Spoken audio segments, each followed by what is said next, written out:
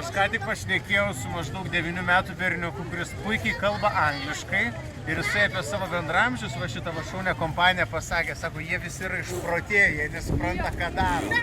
Anglų kalba yra jėga ir aš ją mokausi ir aš mokausi labai gerai ir aš greitai išvažiuosiu iš Afganistano. Tai pasakė tas berniukas, su kuriuo ką tik bendravau. Dabar baiginėsi mūsų pirma diena Afganistane, jinai tikrai yra kupina įspūdžių, bet didžiausias dalykas, kuris paliko ryškiausia pėdsaka yra tai, kad čia yra begalė vaikų ir visi jie kažką dirba turguje. Matėme tik tai kelis nedėlius būrelius, kurie mokosi, visi kiti dirba. Patys mažučiukai, va tokie kaip šitas, varinė, pardavinė, sėmka, siūlas, kitus dalykus. Šveisti batus siūlo. Afganistanas jėga, kol mūsų nepagrobė. Saugo kišenės.